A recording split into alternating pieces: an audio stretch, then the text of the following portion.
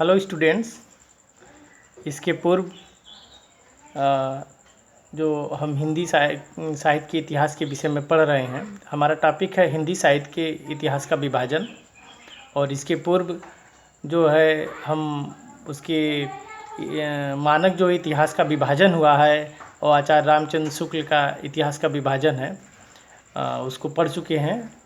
और उसी के क्रम में हम आगे बढ़ेंगे अपनी अगली वीडियो में। तो आइए देखते हैं विभिन्न विद्वानों द्वारा किया गया काल विभाजन। ये जो इसके पूर्व जो बताया गया है आचार्य रामचंद्र शुक्ल का हिंदी साहित्य के इतिहास का विभाजन 1900 आचार्य रामचंद्र शुक्ल ने 1929 ईस्वी में किया। और ये जो आचार्य रामचंद्र शुक्ल का हिंदी साहित्य के इतिहास का विभाजन है, आपको एकदम याद रखना है। और जो मानक इसके पहले वीडियो में बताया गया है उसको भी आपको एकदम याद करना है। अब जो हम इतिहास के काल विभाजन के विषय में बता रहे हैं, विभिन्न विद्वानों के मत जो हैं उसको आपको ध्यान में रखना है, एकदम कंठस्थ नहीं करना है। लेकिन महत्वपूर्ण बिंदु यहाँ से उठते हैं और प्रश्न परीक्षा की दृष्टि से पूछे जाते हैं, इसलिए इसको एक अपने ध्यान में रख के जो है अध्ययन करना है। तो सर्वप्रथम साहित्य के इतिहास का विभाजन जो है पद्य साहित्य के इतिहास का विभाजन जो है गारसा दत्तासी ने किया था। लेकिन गारसा दत्तासी ने फ्रेंच भाषा में किया, लेकिन उसका अव्यवस्थित था, कोई क्रम के हिसाब से नहीं था। सबसे पहले सच्चे अर्थों में यदि कहा जाए कि हिंदी साहित्य के इतिहास का विभाजन किया तो जॉर्ज ग्रिसन ने किया। जॉर्ज ग्रिसन ने 1818 ईस्वी में किया था। इनका इतिहास जो है इंग्लिश भाषा में था। सबसे पहले कालक्रम को ध्यान में रखते हुए जॉर्ज ग्रिसन ने ही अपना इतिहास प्रस्तुत किया। लेकिन इनके इतिहास में इनका जो इतिहास था, इनको कई लंबा विभाजन इन्होंने किया। 11 भागों में इन्होंने बांटा। आप देख सकते हैं कि 11 भागों में। ये पूछा भी गया है कि जॉर्ज ग्रिसन ने अपने इतिहास को कितने भागों में बांटा गया, तो ये 11 भागों में बांटा गया। यहाँ से एक और महत्वपूर्ण प्रश्न उठता है कि इन्होंने जो है पहले काल को क्या नाम दिया, तो इन्होंने या आदि काल को क्या नाम दिया, तो ये चारण काल कहते हैं, जिसका समय 700 से 1300 ईस्वी तक है। और इन्होंने 11 भागों में बांटा और 1818 ईस्वी में किया, ये ध्यान रखेंगे। और कालक्रम को ध्यान में रखते हुए सबसे पहले जॉर्ज ग्रिसन ने विभाजन किया, लेकिन एक लंबा विभाजन होने के कारण इसको मान्य नहीं किया गया।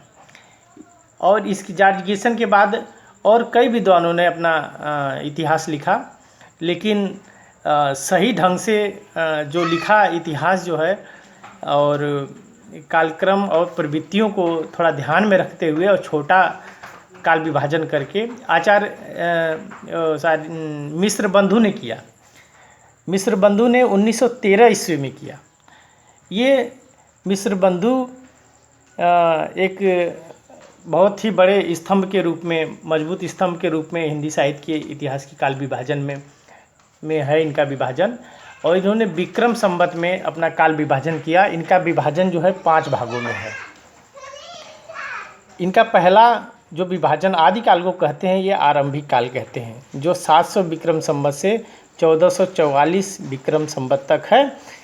और ये प्रश्न पूछा भी गया है एग्ज़ाम में कि इन्होंने आदि काल को क्या कहा।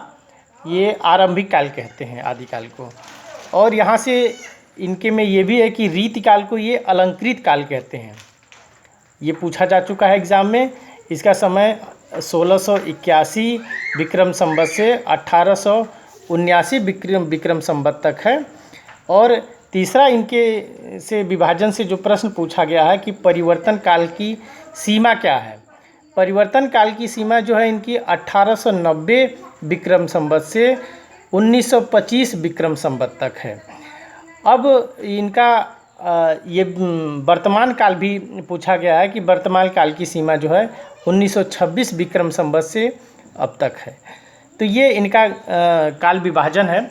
और मिस्र बंधु का काल विभाजन इसलिए भी महत्वपूर्ण है कि इनकी जो आचार्य रामचंद्र शुक्ल ने अपना हिंदी साहित्य का इतिहास लिखा, वो सारी सामग्री, तथ्य सामग्री जो है मिस्र बंधुओं से एक ली है, और इसलिए जो है इनका सामग्री के, तथ्य सामग्री के रूप में जो है मिस्र बंधु का हिंदी साहित्य का इतिहास जो है बहुत ही महत्वपूर्ण है।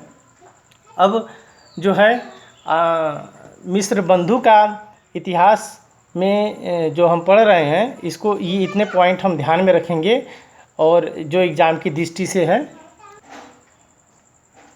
इसके अगले क्रम में जो महत्वपूर्ण है, डॉक्टर राम कुमार वर्मा का इतिहास का विभाजन जो है महत्वपूर्ण है। ये 5 भागों में अपने इतिहास का विभाजन करते हैं, और ये आदिकाल को 2 भागों में बांट देते हैं। एक है संधि काल, जो 750 विक्रम संवत से है 1000 विक्रम संवत तक, और चारण काल 1000 विक्रम संवत से 1375 विक्रम संवत। आप यदि विक्रम संवत को ईस्वी में बदलना चाहते हैं तो इसमें से 57 माइनस कर देंगे तो आपको ईस्वी प्राप्त हो जाएगा, एक फार्मूला है। और ये फिर भक्ति काल कहते हैं, फिर रीतिकाल, और ये आधुनिक काल। ये ध्यान में रखने वाली बात है कि ये 2 भागों में बांटते हैं, संधि काल और चारण काल। ये महत्वपूर्ण है और ये पूछा भी जाता है। ये आधुनिक काल जो है सीमा विक्रम 1900 विक्रम संवत से आज तक मानते हैं। इसके बाद जो है गणपत चंद्र गुप्त का इतिहास है, ये 1938 में ये भी लिखते हैं, और ये आदिकाल को प्रारंभिक काल कहते हैं।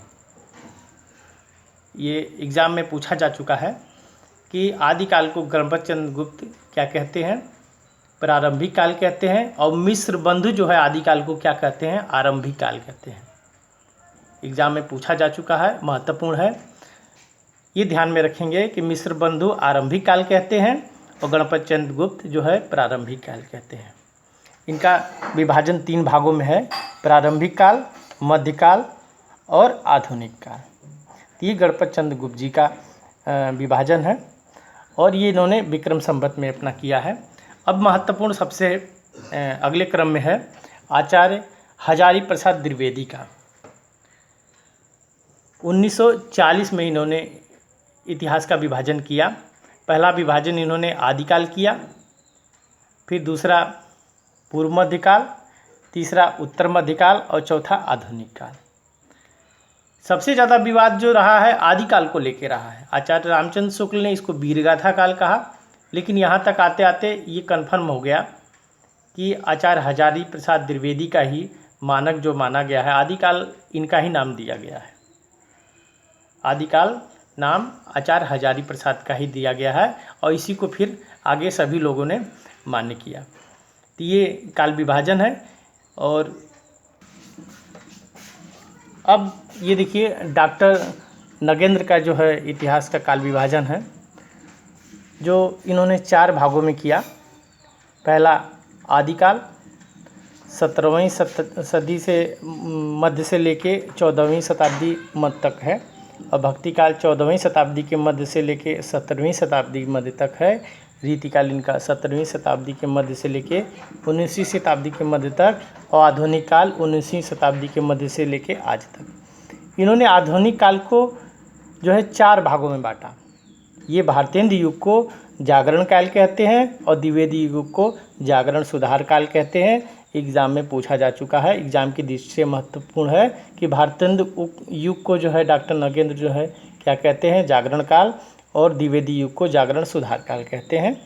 और छाया, इसके बाद तीसरा है छायावाद काल है, और चौथा है छायावाद उत्तर काल है। छायावाद उत्तर काल को इन्होंने प्रगति काल और नवलेखन काल कहा है। ये आपका काल विभाजन आपका होगा, विभिन्न विद्वानों द्वारा दिया गया।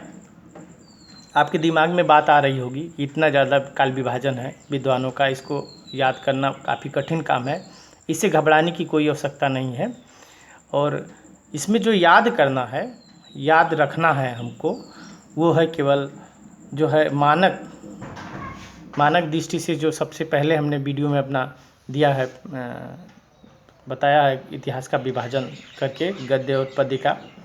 वहाँ मानक हमने बताया है कि जो एनसीईआरटी मानक मानती है, सभी लोग मान्य मानते हैं उसको, वो मानक है, उसको याद रखना है। और दूसरे क्रम में आचार्य रामचंद्र शुक्ल का एकदम कंठस्थ रखना है हिंदी साहित्य के इतिहास का विभाजन, कि उन्होंने कितने भागों में कैसे कैसे कितने सनों में किया।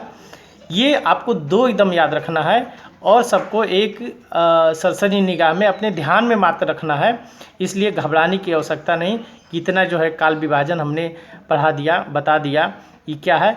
लेकिन यहाँ से जो है विभिन्न विद्वानों के काल विभाजन का जो है एक क्रम सीक्वेंस हमने जो बताया और कैसे कैसे मान्य किया गया है, ये दिमाग में रखना है। और कहाँ से प्रश्न पुटअप होते हैं वो हमने आपको महत्वपूर्ण एग्जाम की दृष्टि से बताया, इसको ध्यान में रखना है। ये पूरा ध्यान में रख के आप जो है अपना रिवीजन करेंगे। अभी तक जो भी पढ़ाया गया है वो हिंदी साहित्य के काल विभाजन है। अगले वीडियो में हम आपको नामकरण के विषय में चर्चा करेंगे। फिलहाल आज के लिए धन्यवाद।